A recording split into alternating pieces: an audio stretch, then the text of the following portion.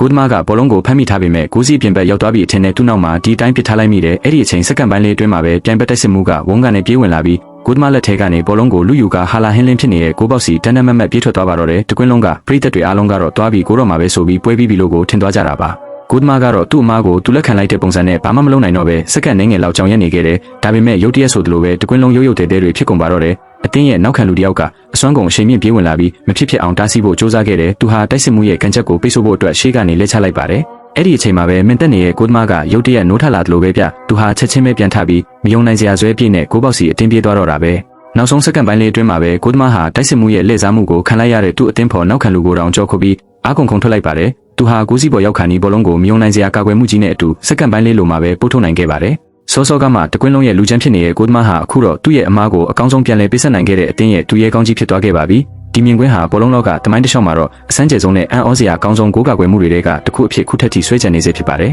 အခုလိုစိတ်ဝင်စားဖို့ကောင်းတဲ့ဘောလုံးလောကရဲ့အခိုက်အတန့်ဗီဒီယိုတွေကိုတင်ဆက်ပေးသွားမှာမလို့အကောင့်လေးကို follow လုပ်ပြီး Yonero ရဲ့ပရိသတ်တယောက်ဆိုရင် CR7 လို့မှတ်သွားပါအောင်နော်